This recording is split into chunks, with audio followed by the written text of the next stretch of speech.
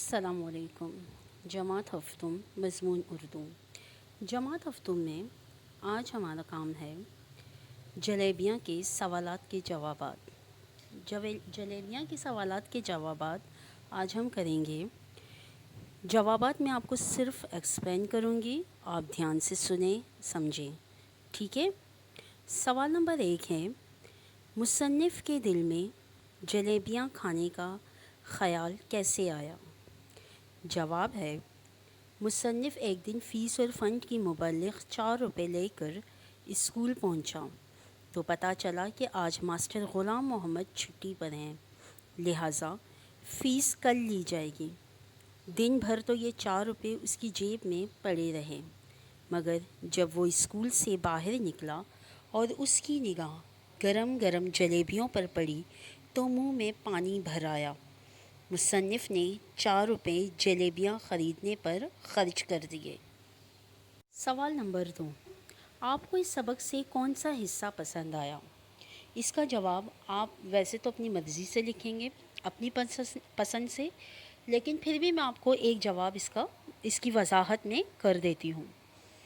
مجھے اس سبق کا آخری حصہ پسند آیا، جہاں یہ لکھا ہوا ہے کہ اگر اللہ میاں یوں ہی مانگنے پر دے دیا کرے تو آج انسان چیل کوؤں کی طرح درخت پر گھونسلے بنائے بیٹھے ہوتے اور اب تک انہوں نے جلیبی بنانے کا فن نہ سیکھا ہوتا۔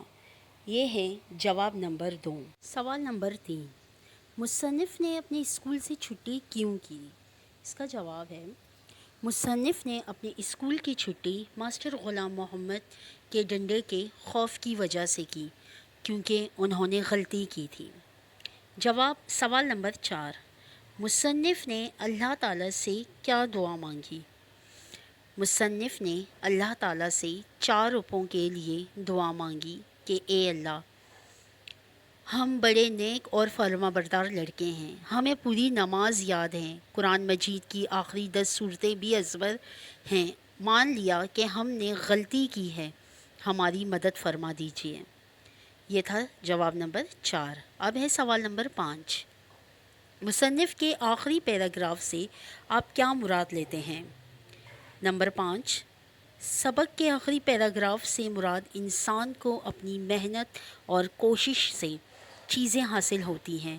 انسان خدا سے دعا اس کی مدد حاصل کرنے کے لیے کرتا ہے تاکہ خدا ہمیں اس نیک کام کرنے کی توفیق عطا فرمائے۔ 5 سوالات کے جوابات میں نے وضاحت کر دی، آپ کو زبانی پڑھ کے سنا دیا ہے۔ اب آپ جب یہ سنیں تو اس کو دھیان سے سننا ہے اور سمجھنا ہے تاکہ آپ کو جواب لکھنے میں آسانی ہو۔ اب ہم آتے ہیں سوال نمبر 2، درست لفظ بتائیے۔ نمبر 1، فیس اور فنڈ کے مبلغ 4 روپے تھے، صحیح یا غلط؟ صحیح۔